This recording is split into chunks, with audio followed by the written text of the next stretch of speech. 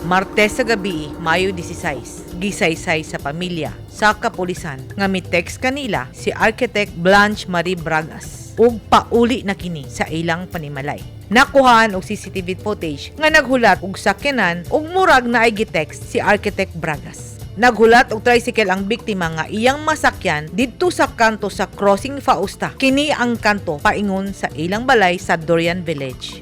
Milabay ang pipila ka minuto. Dunay pula nga tricycle ang milabay ug mura kinig nangutana. Apan wala kini kasakay kay murag wala mosugot ang driver sa iyang destinasyon. Gani nalabyan pa kini sa pagronda sa Kalinan Mobile Police ang biktima. Alas 10:39 dunay duha ka yelo nga bao-bao ug ang usa niini mituyo kay gitawag ni Architect Bragas ug misakay kini paingon sa Dorian Village. 5 minutos ang biyahe sa bao-bao gikan sa kanto sa Fausta paingon sa ilang balay. Apan kapin duha ka oras na lang wala pa kini nakaabot.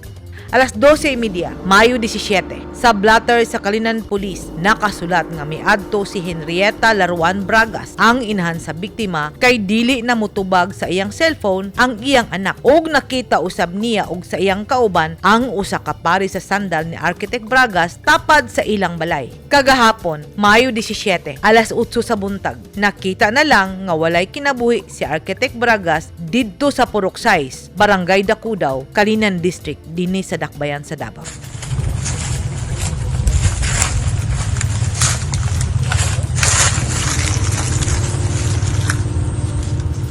Si Tenta katikang lang, gikan dito sa kanto sa Purok 6 Highway, paingon, dinhi sa lugar kung diin gilabay ang patayng lawas sa 28 anyos nga architect nga si Blanche Marie Bragas. Kung unsa man ang nagpaluyo sa iyang kamatayon. Mao kanay misteryo nga padayong gituki sa kapulisan sa Davao City Police Office, particular sa Kalinan Police Station. Atong sulayan og subay unsa bay mga panghitabo. Kinsa ba si Blanche Bragas? Kinsa ba si Architect Blanche Marie Bragas? Sundi ko. Akong gipangutana ang usa ka babay nga nagpuyo unahan lang sa lugar kung di nakit-an ang patayng lawas ni Architect Bragas. Ma'am, katong isang gabi naba mo yung namatikdan between 10:30 hangtod alas 8 kagahapon? Wala po'y nag-aw nga iro na nakabantay. Wala dyan may nakaanan. Pero mata pa mo mga alas 10 sa gabi Tulog na po. Pero ang inyong iro ala nagawaw. Wala. Unsa lang? Wala jud, wala man may nadunggan nga banha. Paano mo nakabalo nga na patayng lawas gila nakita?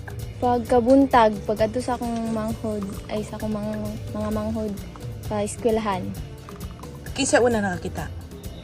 Ang nakuanan kay katuman daw trabahante. Mara pud akong nadunggan. Pero anong gabi wag gyud mo wala ding awaw inyong iro. Wala jud, jud may nadunggan. Hantog nagbuntag wala. Ang inyong iro kung nailaing tao mawaw ba? Mao jud. So to isang gabi wala. Wala. Sa among pagbisita sa Kalinan Police, naabtan namo ang kanikapitan sa Barangay Inayangan nga si Gorgonio Jovito Jr. nga karon nagsilbing presidente sa mga bao-bao nga nagbiyahe paingon sa Barangay Inayangan. Ako lang untang kuan nga mura matag malain nga puro yelo. Nya Pero ang Kalinan, nganong daghan yellow? daghan man yelo Kalinan. Ngano man? Puro man yelo ang kuan dire kanang ilang ganing kuan sa kuan murag kanang pagkuan sa murag pansay murag yelo man gani siguro na. Unsay diferensya sa imong unit nga umbak ug sa unit nga katong nakita sa CCTV? Brand new to siya, murag brand new kay wa may siya kuan ning palikpik kanang sa kilid bitaw.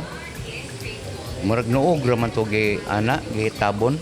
Ang imuhang unit, Puro na ipilikpik kanang nagbiyahe sa Inayangan, puro gina na ipalikpik kunya na mga pangalan, na identification ba. Wala pa ko kay balo ma'am, kay ako gamay raman ang among membrohan. Wa ko kakuan og unsa gyud ilahang kuan sa katibukan ba.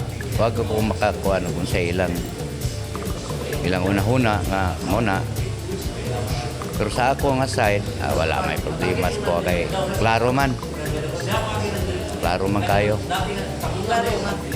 Aka na bang mga hitabo nga dili gid sa moa? Naukay kay ipatawag man gani ko kapil diri ron.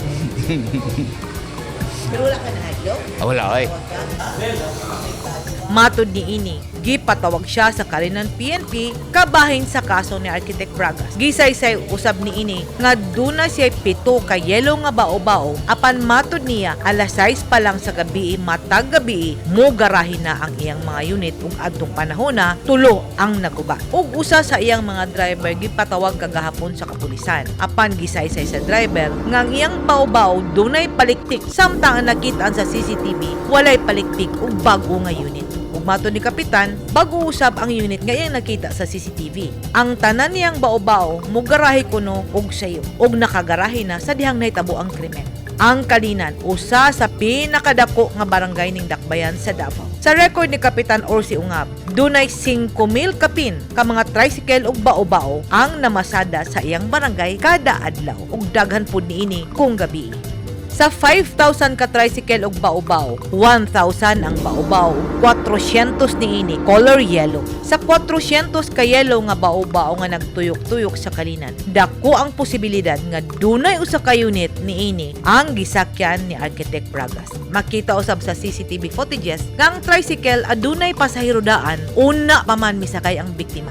Base sa testimonya sa akong nakaistorya, posibleng giagi ang biktima sa ilang lugar ug gidala kini sa laing lugar ug miagi pa sa barangay Talomo River ug didto na kini gibilin sa Purok 6, barangay Dakudaw. Posibleng gituyok matod pa si Architect Bragas gikan sa Durian Village paingon sa barangay Dakudaw. Kaganina, may pagawas na og opisyal nga pahayag ang Davao City Police Office nga nagmugna na sila og Special Investigation Task Group Bragas nga langkuban sa Criminal Investigation and Detection Group, Philippine National Police, Davao City Police Office ug Kalinan Police Station. Kay ang kaso nga ilang imbestigahan, rape with homicide. Sa mga nangutana unsay trabaho sa biktima, nag-online work na si Architect Bragas kay mi-resign kini ni adtong Oktubre sa iyang gitrabahoan kay iyang ubanan ang iyang inahan nga miretiro pagkamaista ni adtong bulana. Kung atong subayon, 400 ka driver sa bao-bao ang imbestigahan sa kapulisan. Ug daling mahibaw-an ang nanag-iya og yellow nga unit kay dunay listahan ang barangay.